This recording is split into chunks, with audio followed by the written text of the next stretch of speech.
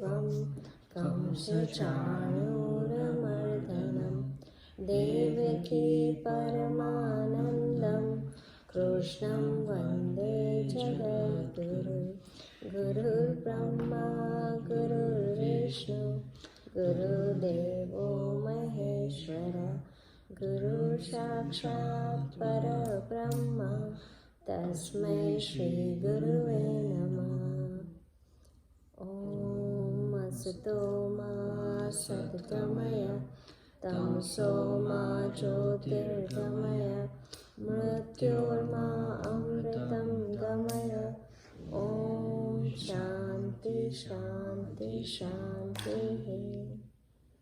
Om Sahana Bhavatu Sahanau Bhunaktu Sahaviryam Karavavahe Tejasvinavaditamastu Mahavidvishavahe.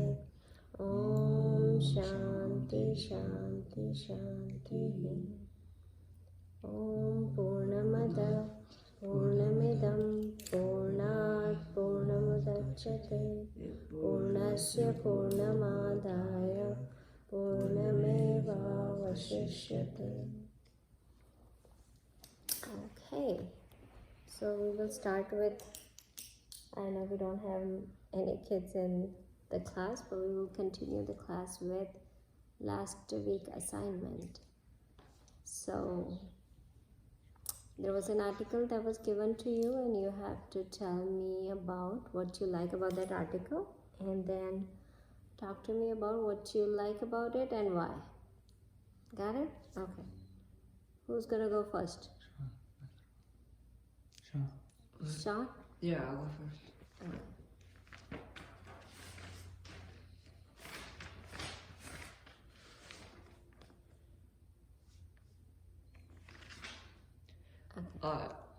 I like how it says facts about Swami Vivekananda and what he said in the speech.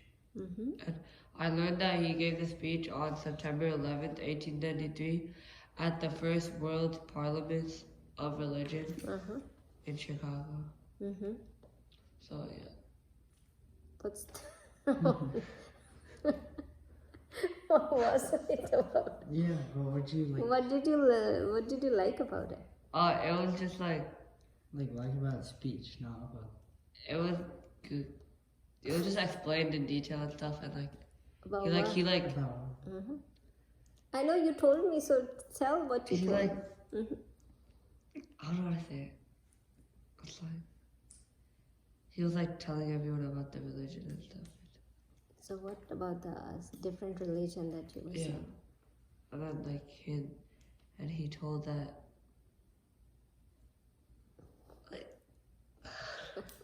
Okay, Krishi, you say it, and then we will give a Sean chance.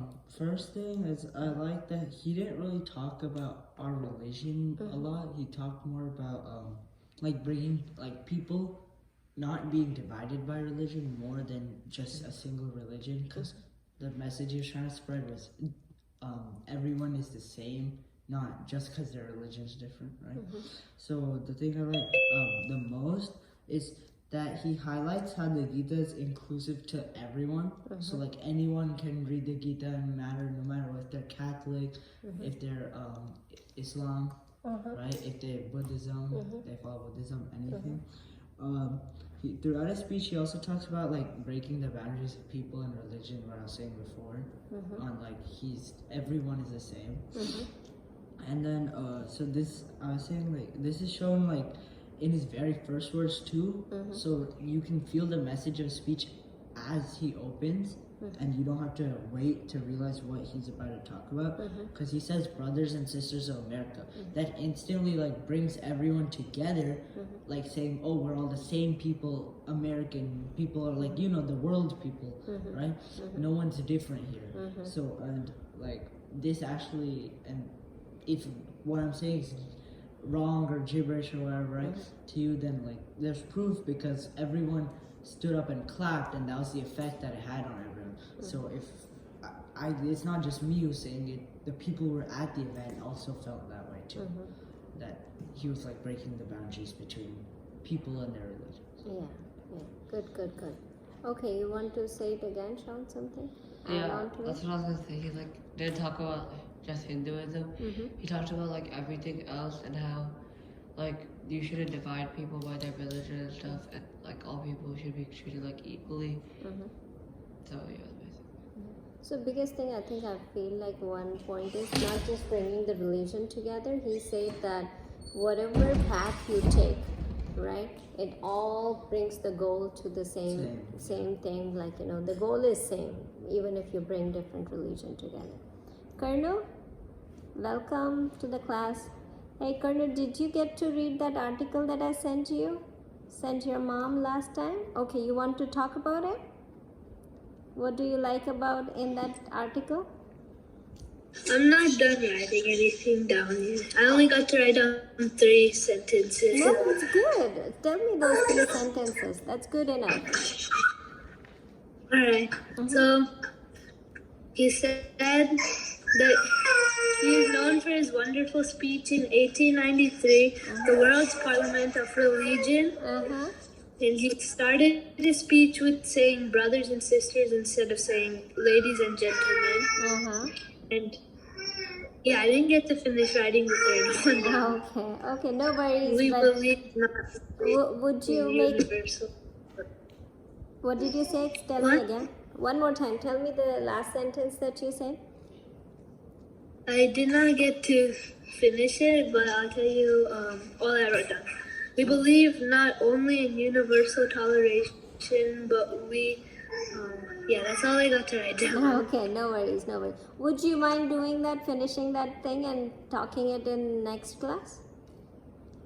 Okay. Yeah. Right, good. You got it. Okay, so we will move on to our class, and thank you for guys for preparing for that, and we will continue this homework for next class because a lot of kids are missing the class because of Holi. So we will do this homework continue next week. So Sean, you can also come back and talk about it next week. Good? Okay. So we will talk about, so we are in chapter 3, right? We are talking about what to do, what action we should be taking. So we got some, the technique of action that Krishna Bhagavan explained us so far from shlok number 30th to 36, 35, 36. Like he will talk about technique of our actions, right? What kind of action we should be taking, right?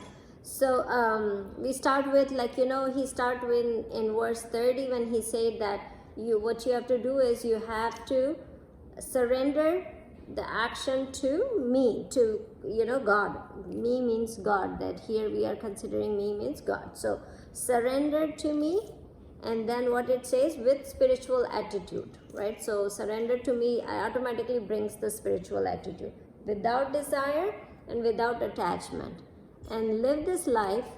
So he said fight the battle, so live this life, and then it says without agitation. So that's how he gave us a technique to do action in everyday life. How should we doing, what action we should be taking. So when he's talking about Karma Yoga, he gave in one shlok what technique we should be using.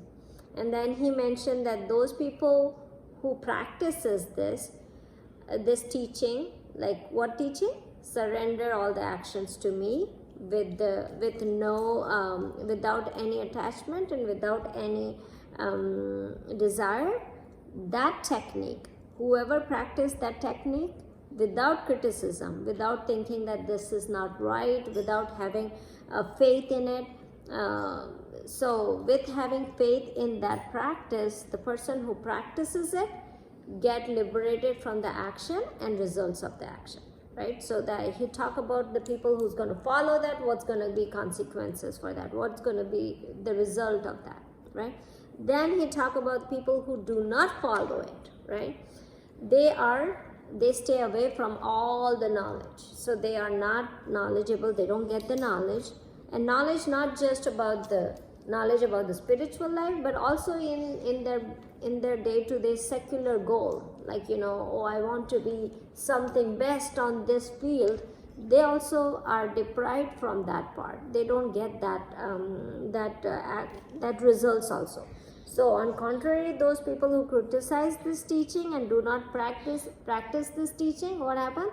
They get deluded.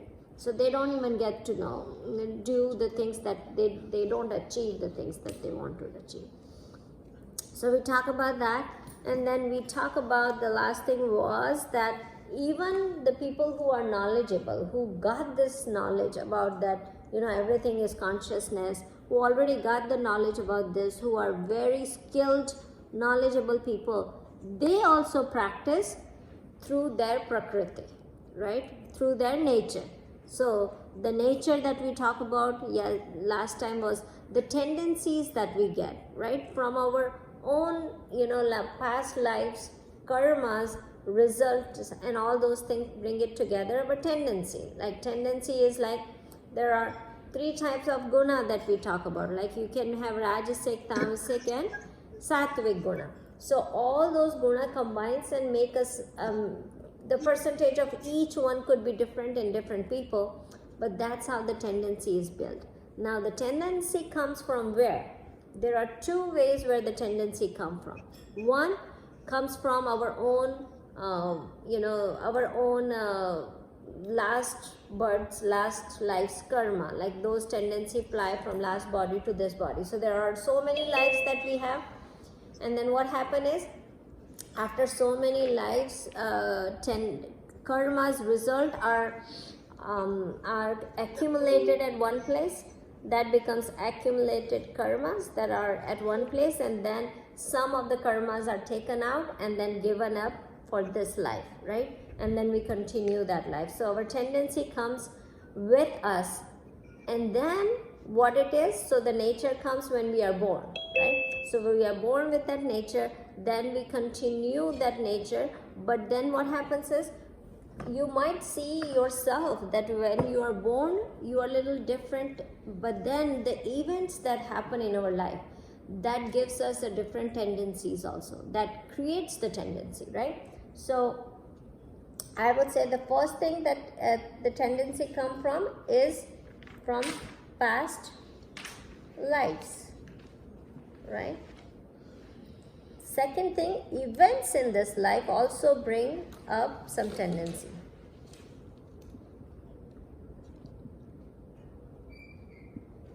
All these events that happen from when we are born till we grow up, it keeps changing our tendencies. This is the result of changing the tendency, right? Before we might think about certain things that are, I would say that my tendency when I was growing up in a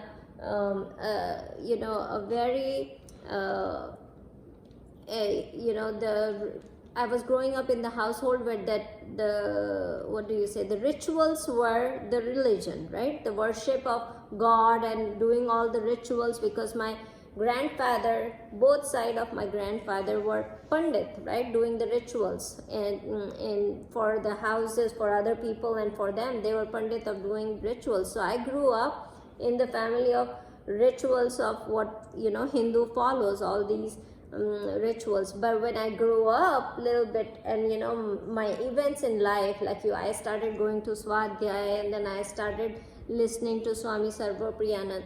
My mindset a little bit changed from getting from ritual to getting to the Gyan, right? So sometimes, so my progress on religion studies changed, my tendency changed now, right? Little bit by the events that went through in my life. So if you look at it, you might be not the same person as you are right now. Your thoughts will keep changing. You will grow up, might thinking that, oh, right now, this is what the core is, and this is how I'm gonna behave at every time of my life. Slowly, surely, you will see that when you grow up, that thought might change totally, right? You might have already came across some changes of your thought since you were 4-year-old. Now you are 10-year-old. Your thought might have changed, right? So it's going to keep changing. So the events will change your tendencies, right? So you came up with certain kind of tendencies. Your actions and the events that happen in your life going to keep changing your tendencies, right?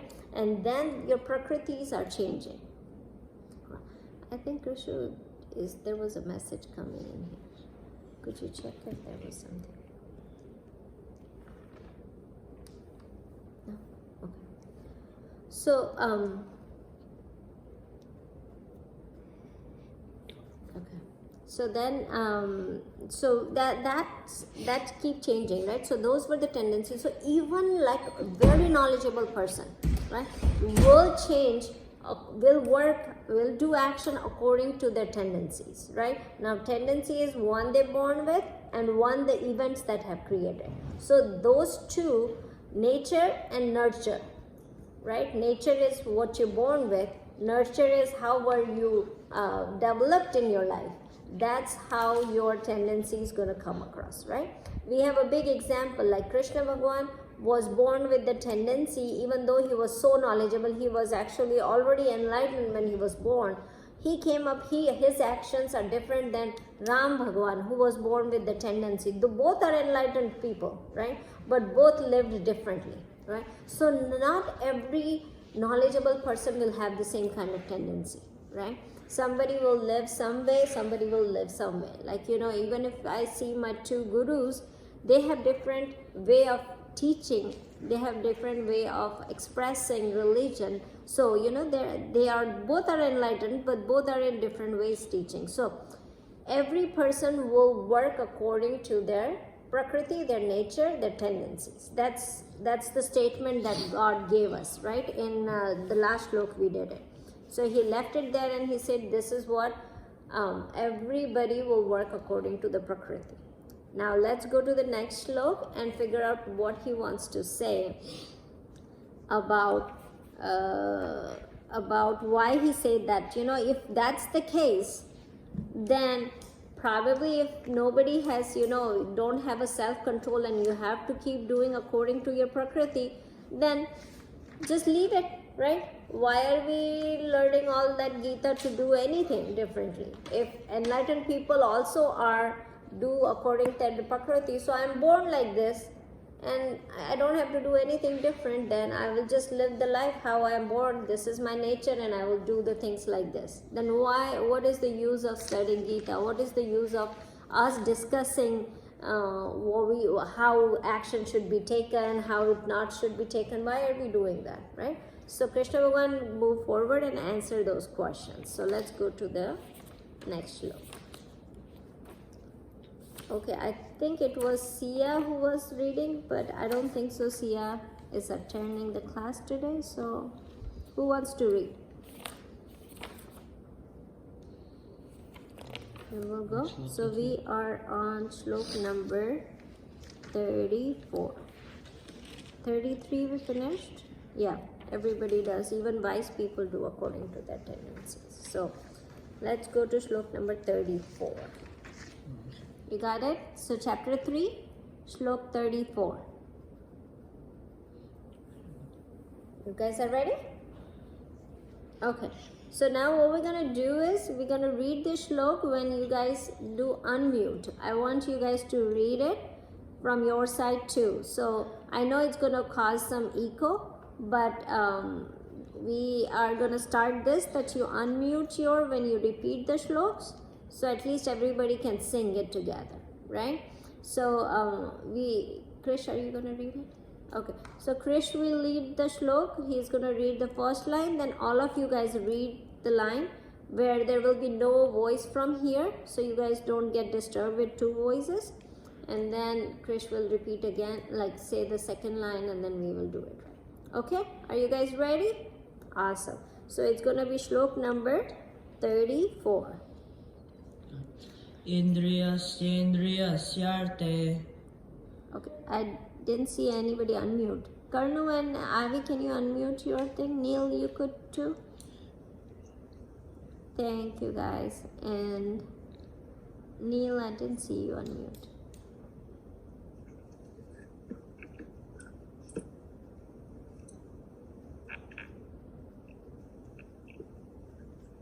Okay, Neil is on pause. Neil, you want to unmute it? Okay. You got it?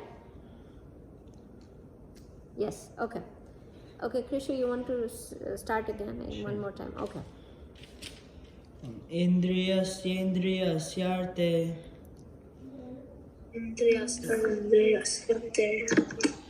ragadvesho vyavastito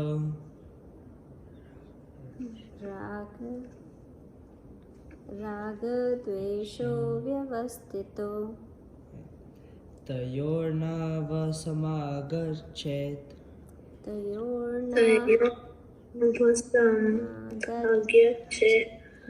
tohyasya paripantino Tohyasya Paripantino. Okay, let's sing all together. Indriyasyendriyasyarte tayornavasamagachet tohyasya paripantino. Paripantino. Good, awesome. Okay, so what happened here? What is God saying on this one? That our senses are always attracted to their respective objects, right? And you don't get into swag of that attraction. You don't get sway away from them, and that's the obstacle to your spiritual path. So what is it saying? That this is being said that all your senses going to be attracted to their respective object. So eyes are attracted to the object that you see. Ears are always going to be attracted to the sound that you hear. The tongue will be always attracted to good food, good tasty food. Your touch will be always attracted to the things that you like to touch, like and dislike, right? So it's always gonna give you you will fall into likes and dislike, raga and dvesha. You're going to fall into those cycle of like and dislike according to your senses, right? So senses are attracted to those ones. You should not sway away with those attraction of your senses. Now what happens? Let's talk about a little bit about how it works, right? So everybody has their own nature. We got that, right? Everybody is born with their own nature. We understand that part. Now what's going to happen is where should the part that we need to work on? So we say that, yes, last time I made you aware about, there are two things. One thing is Atma, that is consciousness, right? That's an us. Plus nature. That makes us, right? This is the Prakriti that I'm talking about, right? So that's us. Now this thing is constant. Everybody has this thing. Exactly the same thing, right? Consciousness is in everybody. Everything is consciousness. Consciousness is there. That's how we can think, feel, see, experience other things, right? Nature is the one, the Prakriti, that's different, right? That we got to know that is different according to our different gunas, right? So, Sattvic guna, Rajasic guna, and Tamasic. So, there are 3 gunas that makes the Prakriti, right? That's different. So now when we talk about this, we have to leave this aside. This is constant, right? There is no difference in this. This is where the difference come in everybody, right? So when we talk about this is where we need to work on, right? This is the part that we need to work on, right? So now, how does it work? So what happens is, when we are born with this, right? We already got this in our heritage. We got this. We are born with this. Now what happens with this, right? So the first thing where we start is we start with a thought in mind. The thought comes in mind. Any thought. A good cookie, right? A good cookie, that's a thought that came in our mind, right? Now what happened is, when we dwell on that thought, when we keep thinking about that thought, right? When we are keep, strengthening that thought, then what happened? The speech comes.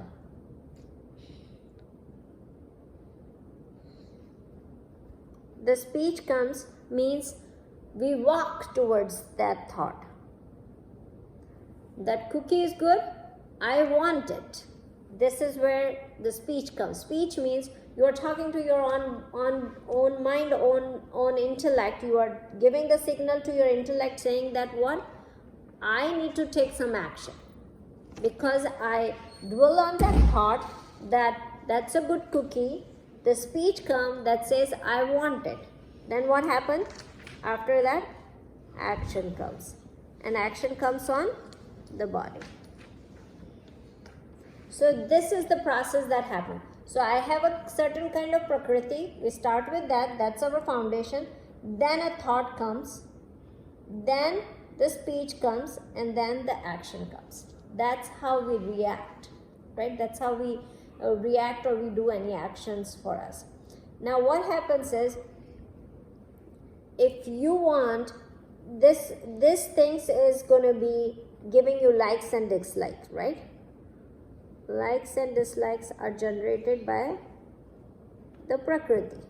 And then that thoughts come, and then speech comes, and that, so mind, walk, and then action on the body. So that's how it works, right? So where should we? The prakriti comes in action where? In the first step, right? Whenever the thought comes, the prakriti came, right? You have to figure it out what your prakriti is. So what step you're going to take? The first step is what kind of thinking you are having. That's where it starts, right? So my thought that comes in my mind is my prakriti, right? That's where you start. So the anger, the desire, the greed, the happiness, the peace, everything starts here with the thought in mind. Everything, right? It starts from here, and whenever you interact with people or whenever you do anything, you do interact with the object, you start here with the thought, right? So this is the foundation of your prakriti where it starts from. Then what happens? It starts becoming stronger, and then the speech comes, means you are ready to take an action.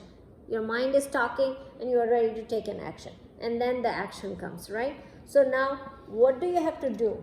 If I need, all the prakritis are not bad, right? You might have a lot of sattvic prakriti, right? So that's good if your thoughts are coming. So at the thought level, you have to think about whether the thought that I am thinking, is that doing the right thing? Is that a right thought? Right? That's where we need to do. So what's going to happen is, you can, at this level, you can suppress it or you can strengthen it. That's where the point where we need to, see if we need to change anything. If it's not the right, this is the place. Because after this place, it went, you thought harder, you strengthened that thought, it's hard to stop. You cannot suppress it.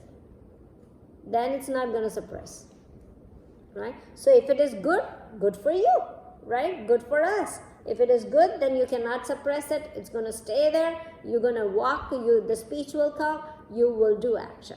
But what happens if it is not good? Right? Then also you kept it getting stronger. The thought kept going stronger. The speech will come and the action will happen. Right? So this is the only place where you can suppress your prakriti or change your prakriti. Now what happened is, Krishna Bhagavan says that, let me show you.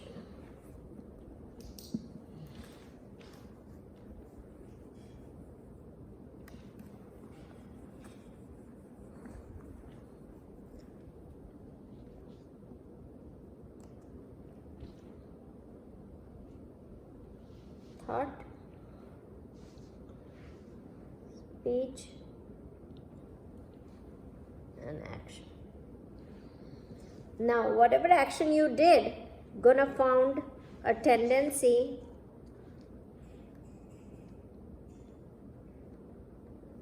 and then it's going to create the next thought, right? So what are you going to do? What are you doing is there is a circuit that's formed, right? So Krishna Bhagavan is saying that you have to short circuit the circuit. Short circuit means you have to break it right at this point. Then only if it is wrong. If it is right, then let it flow. But if it is wrong, this is the main point where you need to cut the circuit down. You have to work as a traffic police person here. Right here. Right? You have to filter it right here. That's where we can work on. Right? So, what happened is when at this level we are nourishing our mind.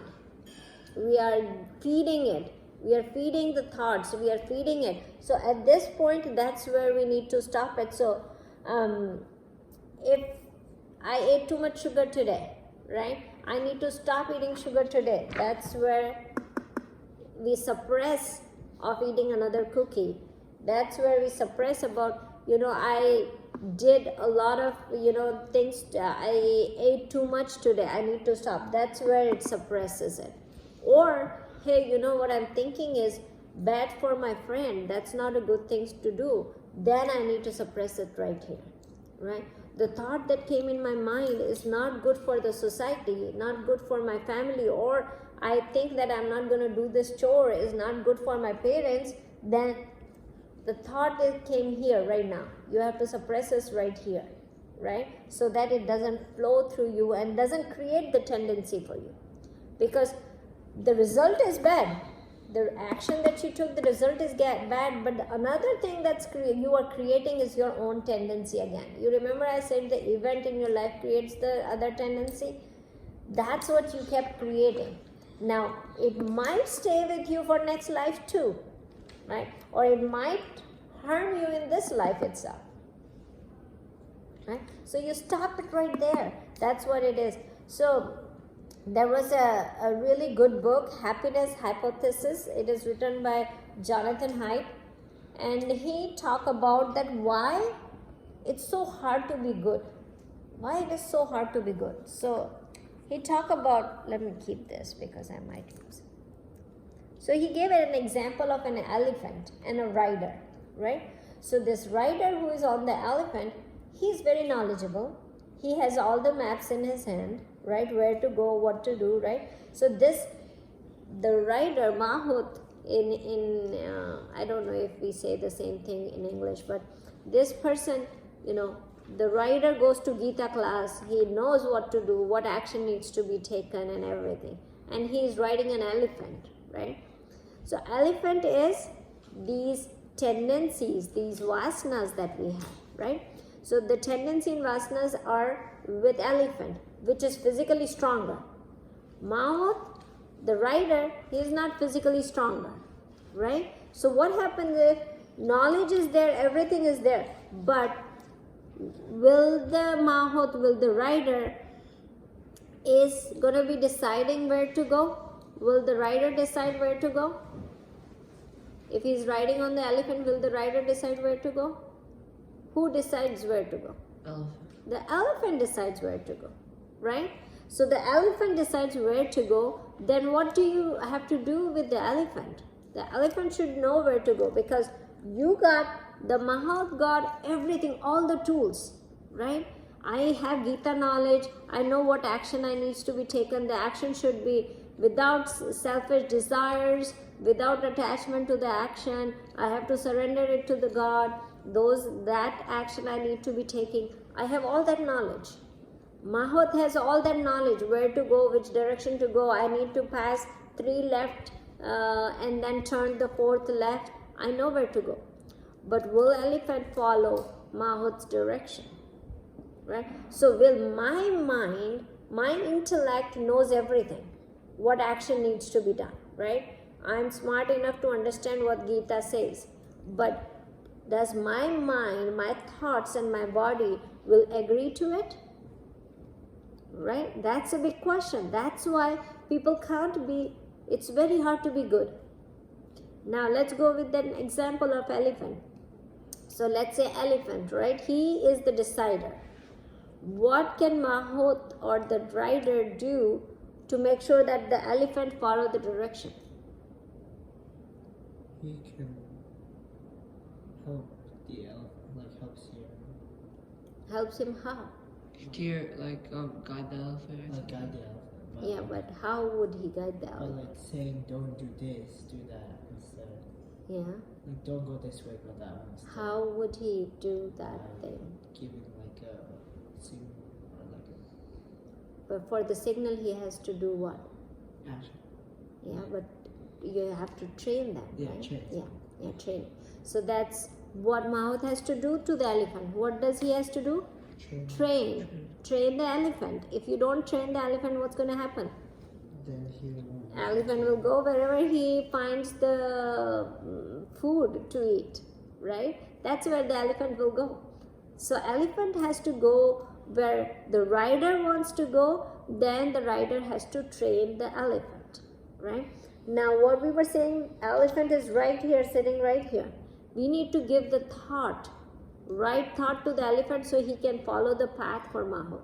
So we need to train ourselves, our mind, because this comes in the mind, right? We need to train our mind to give the right thoughts, or make sure that when the wrong thought come, we become a traffic police and filter it right then and there, right? Or we short circuit that thought really quickly before it starts getting stronger, because when it gets stronger, what's going to happen is nothing can change it. Now it's gone, right? So that's where we need to work on it. So what we have to do is we have to train our mind to filter the thoughts.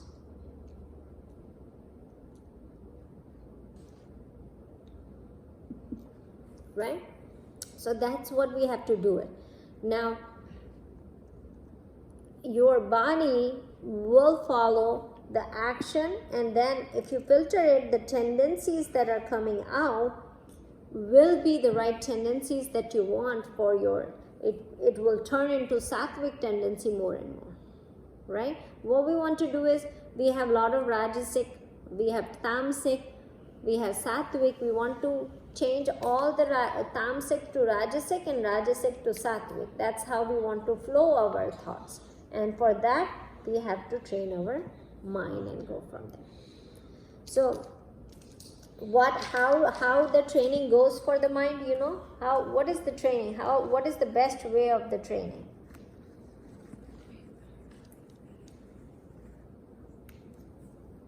To let go of the results of anything. Yeah. Like let go of your likes and dislikes. But just don't think about Gita. How would you train somebody? You go to the basketball training. What does the teacher do? Repetition, right? Same things that he keep on asking you to do again and again, right? So training is what? Reps. Repetition.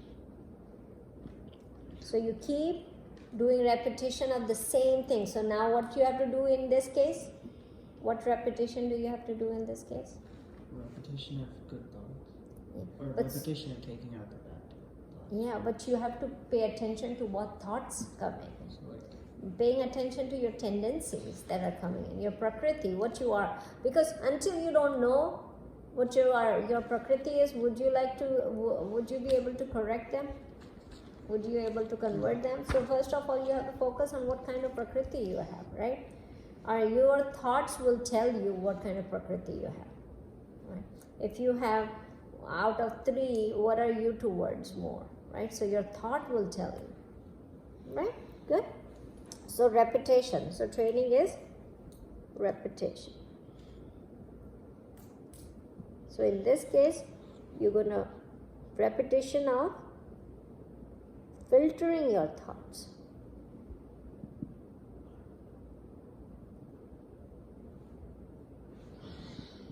That's what you have to do, right? So if the thoughts are coming good, or what kind of thoughts you are coming, noticing that. That's what you have to train your mind with, right? So that's what Krishna Bhagwan is saying that, what you have to do is, you have to pay attention to your tendency and your prakriti. So here God said that, all the senses are attracted to the object. All the senses are attracted to the object that they serve, right? All the objects that our senses serve to. You don't get away with that, right? You don't get into that. You keep your thoughts aside from the senses attraction, right? My senses are attracted to seeing good stuff, right?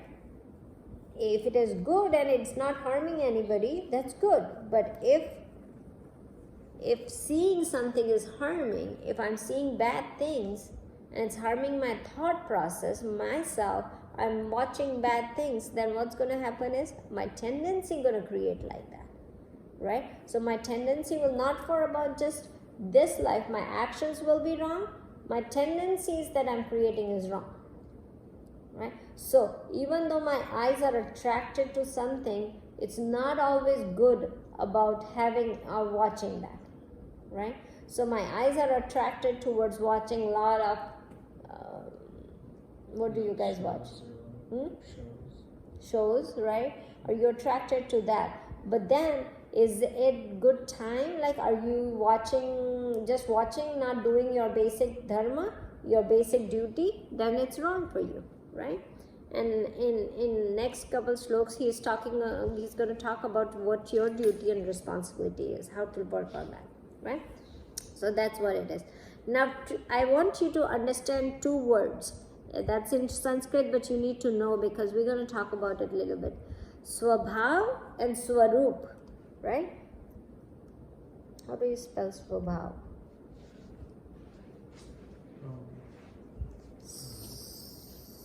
Swabhav.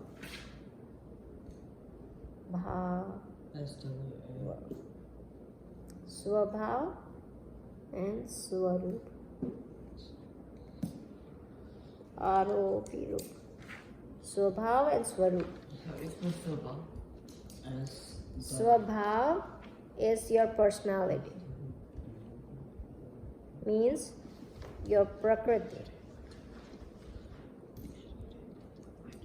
Swarup is the Atma that I'm talking about. So when we talk about Swarup is your Atma, the consciousness. That is unchangeable, right? Not changeable, not born, not dying, not doing any action. That's your Swarup, right? And Swabhav is your Prakriti and your personality, because those words going to come in future. So this is where it comes from past life and it comes from events. That's our Swabhav, our nature, our personality that we are built of. Got it? Okay. Let's go to the next slok. Because we might be running out of the time. Okay. We are going to go to 35th slok. You guys can unmute and we will sing the slok. Got it. Oh, turn off that.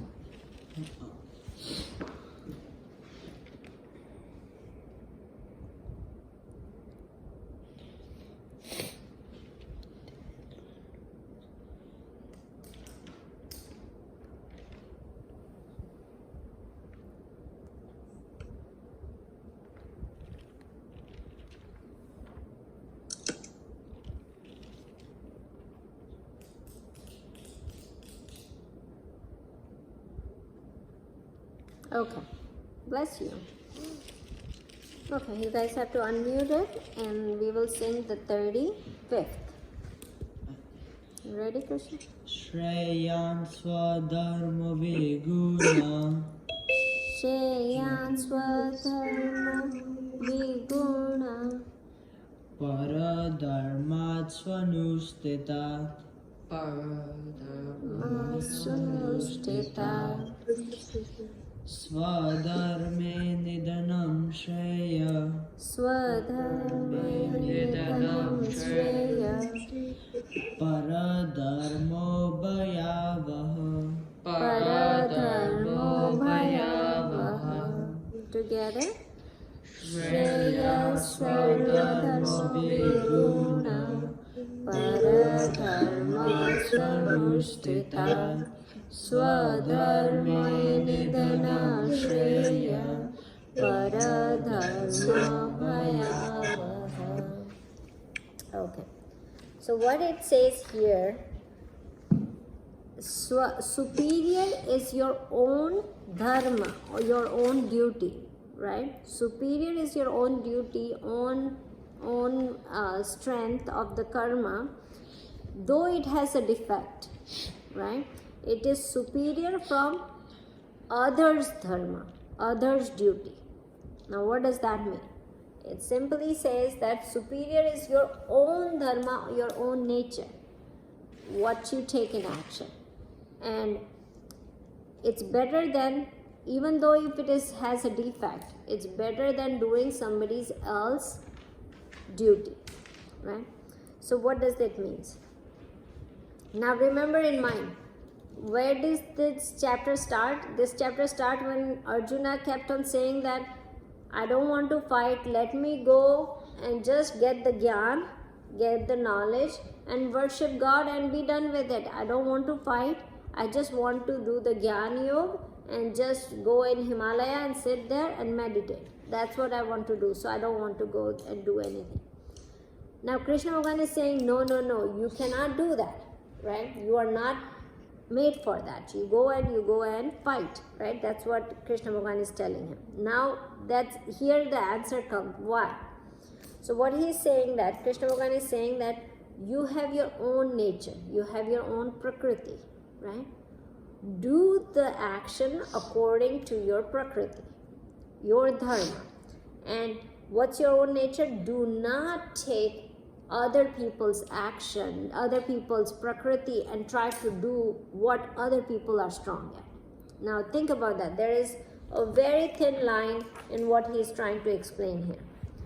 Perform your own duty. Don't take other people's duty to do it. It's not about duty that, oh, okay, my mom's duty is to make food, so I'm not gonna take that duty and I'm not gonna do. It's not about that. So understand the whole concept about what Krishna Bhagavan is saying. Krishna Bhagavan is saying, do your swadharma, don't do paradharma. Paradharma and swadharma. Swadharma is, swa means my, dharma means my duty. Paradharma, para means others and dharma means duty, right? Superior is doing my duty rather than doing other people's duty. What he is trying to say here. I'm going to just make a little matrix here.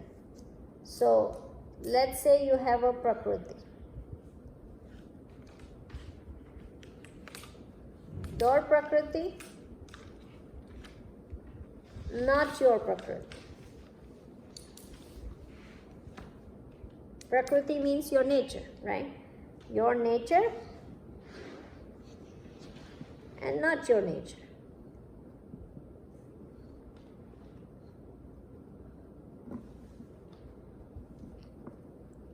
Here take your dharma means your duty or responsibility, and here I will take adharma. Adharma means not your duty, it's not moral, right?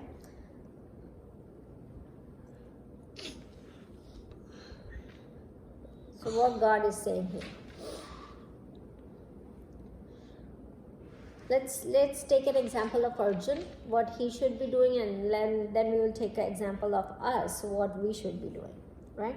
So dharma for him and prakriti. Prakriti, what prakriti does Arjun has? He has a sattva. Or no, Rajasic. Rajasic prakriti, right? He's a warrior, he's a fighter, right? So he will have Rajasic prakriti, right? So his stronger side is what? Rajasic. So he is Rajasic, his dharma is to make sure that everybody, like, the fight for right. That's what his duty is, right? His dharma is, his duty is to fight for right things. And his nature is rajasic, more with the passion. So what he has to do is, he has to fight here. That's his prakriti and that's his nature. So his dharma, his duty is to fight. What is not his prakriti and what is his dharma is? Not his prakriti is, he is not sattvic that he can go and meditate and get the gyan knowledge. That's not his prakriti, right? But dharma is, right? Even if you do that, that's dharma, right? So here what it goes? To go and get the gyan, knowledge. That's not his prakriti, but that's the dharma, right? So getting knowledge, but Krishna Bhagavan is saying don't do this, right? We're going to come back to that. What is adharma but his prakriti? His prakriti is rajasic, right? And adharma will be fighting for wrong things. What Duryodhana is doing, right? Doing the non-ethical fight, right? So that would be adharma, but that could be his prakriti. Because he has so much rajasic prakriti, what's going to happen is you will have that built fighting aggressiveness that, oh, I need to fight. That's his prakriti because he is rajasic. So adharma will be unethical fight.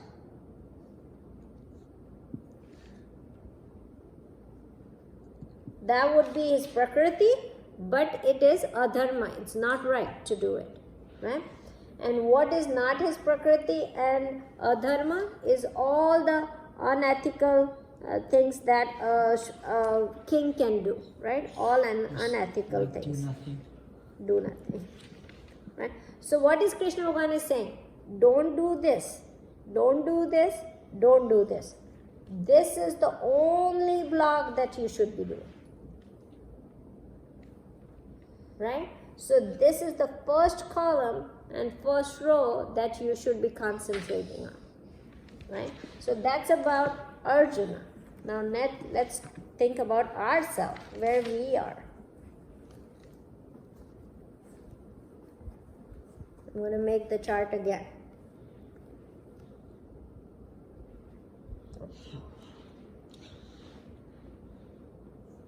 Prakriti,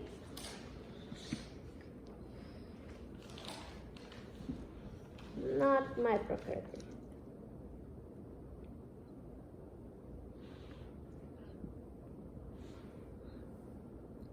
Dharma, my duty, and adharma, not my duty. Okay. Let's fill this together. So, tell me as a student, right? What would be your dharma, your duty, and what are your prakriti? So prakriti can be different, right? Even like me versus Krish versus Sushan versus Avika versus Karnu. Everybody will have different prakriti versus Reha. So we all will have different prakriti, right? So you can fill that all your prakriti what you are. Like do you have more rajasic, you have more tamasic, you have more sattvic, depending on that what's your prakriti. But dharma, everybody has the same dharma as a student. What's your dharma? Learn, right? Learn is your dharma. And depending on your prakriti, you should be doing this. So learning. Now, if you have rajasic, you might have to change your prakriti here, right? To make it should be rajasic, because rajasic will have desire to learn more and more, right? So it should be towards more rajasic, not tamasic. If you have a tamasic prakriti, then we are doing it wrong thing, right? So now another thing you would say, what is not your dharma? We are talking about dharma, but let's say if you say, you know what? I have a prakriti of rajasic, but I don't want to learn and I want to start earning money. Would that be good for at this age? That you stop learning and you said, let me work and let me get it. So you're doing somebody else's duty that become adharma for you, because it's prakriti, rajasic prakriti, but getting job at this time and thinking about making money would be adharma for you.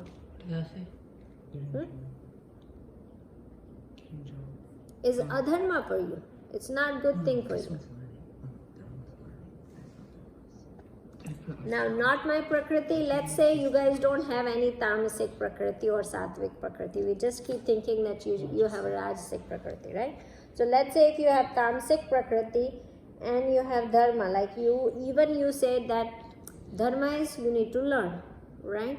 But you are tamasic. What's going to happen? You're not going to learn. You're not going to learn, right? So you will just be lazy and sit on the couch. So you cannot do that at this time. You will not come to the class. You will not come to the class. You will not come to the Gita class, right? So that's lazy, right? Now doing an unethical work. This is like not your prakriti, not your dharma, right? So you would say cheating in your class, doing wrong things, doing unethical things is this one. So all these three columns you cannot do. So only column that you could do here is learn and have rajasic prakriti towards it at this moment, right? So that would be your chart. Now what happened is Krishna Bhagavan, I will tell you about the little bit how Swadharma was decided, and I did cover this last time too, but I will talk about that. Swadharma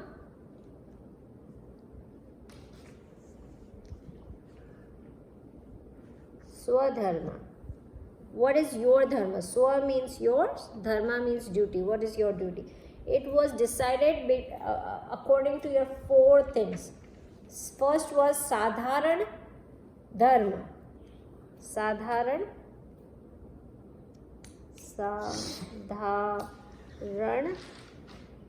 dharma. Sadharan dharma means ethical, not telling lie, not stealing anything, not hurting anybody, not being very selfish. All that comes in swadharma. So one should follow swadharma. Wait, that's Sadharan dharma. So swadharma is decided on sadharan dharma.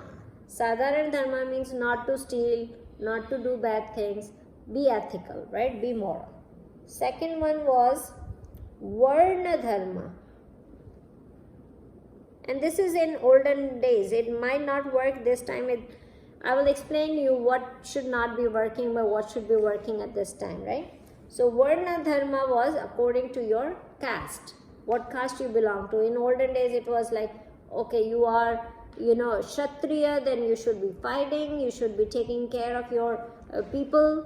Then there is Brahman who should be teaching them. So according to your varna, you do your dharma, right? So the Brahmin should be very much concentrating on teaching other people, not thinking about how much money they are getting. So that's the criteria of what dharma you belong to, right? Varna. Then it comes up ashrama varna.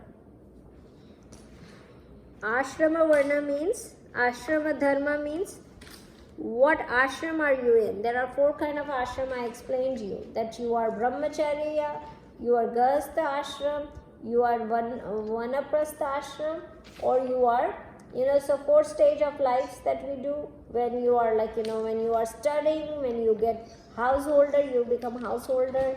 Then you become,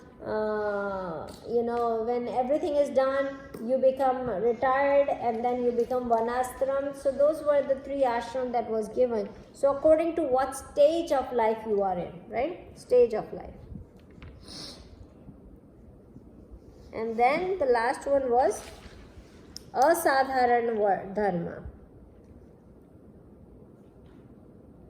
Asadharan dharma was, if somebody is doctor and they are treating their patient, some unique quality that you have that you are doing it. So that would be asadharan dharma. At this time, when we don't think about the caste or anything makes a difference in what duty we should be doing, then the Varna Dharma doesn't work right now, right? And Ashrama Dharma also doesn't work right now, because you don't have to wait for retirement to learn about the knowledge of life, right? You should be, even kids should be learning what is life and how should we be living. So those two things doesn't work now. So the still work is Sadharan Dharma, you should be morally correct, and also Asadharan Dharma, your unique skills. So just to give you an idea how people were thinking in those times when Gita was, the Gita was taught. So they were talking about the Sadharma. But now I want to tell you how to decide what's your duty, right? We think about at the stage of life what we are in, that decides our duty. But here I'm going to give you a bigger picture. But before I give you a bigger picture, I will tell you, for me, how God explained that superior is what you are good at. That's what he was mentioning here. Superior is the karma that you are good at. So always find what you are stronger at yourself, right? If you are stronger at something, but your brother is stronger at something else, you should not take his strength and say, I'm going to do the same thing. Not two people will be the same thing, right? So you need to find your own strength. I'm going to tell you a little bit about my story, right? As a professional, I was a pharmacist, right? Pharmacist needs a lot of detailed work, detailed things, right? You cannot miss anything. You should be remembering what kind of medicine it is, when to give to the patient. If a doctor is writing two different kind of medicine, then are they interacting with each other? What is the mode of action of this medication? What is the mode of action of this medication? How much a patient should be taking this kind of medication? So there is a lot of detail that you should be knowing about it, right? Now, with my Prakriti, I feel like that was not my strength, right? I'm not so detail oriented. I'm not like very much like I would know everything of everything, and I cannot put it together. So I'm not that detail oriented. So my Prakriti is not very successful if I stay as a pharmacist, right? What I was strong at was, showing people a bigger picture, right? Bigger picture of where we should be, how the things needs to be done and how to manage the things. That I was good at. I was good at teaching. I was good at giving them a bigger picture and they can develop them. So I was good at that. My strength was that, right? So when I became, I took the management role, I was more successful than when I was a pharmacist, because my Prakriti was not strong as a pharmacist, but my Prakriti was stronger as a manager, right? Holding the management, showing the bigger picture, what is the bigger purpose of doing certain things, and training them about doing certain things and developing people. So that was my strength. So when when I was as a pharmacist, I was not that successful, but when I became a manager, it brings success to me because my Prakriti was stronger in that. Now everybody has some kind of strength. Everybody came out with the God given them a strength to do something. So when you are deciding about yourself, what you want to become, if you can understand what Prakriti you have, where you are stronger at, and then flow with it, you will enjoy that part a lot, whatever you're going to become, right? So always try to find out what you are good at. There will be a lot of kids that will not know what they are good at, right? So it's no harm after you not knowing. I think your path will show you slowly when you grow up. It will show you the way. I could stay as a pharmacist forever and still would not be happy because that was not my strength, right? But my path was open to become a manager because I was strong at it. Even though so late in my life, right? I already finished my studies. I already was doing a job. In that point of life, I found what my strength was, right? So though it was late, still I could become a successful person, because what happened is initially I did not know what I was strong at, right? So I just followed the path, but eventually I end up to the place where I was more stronger at.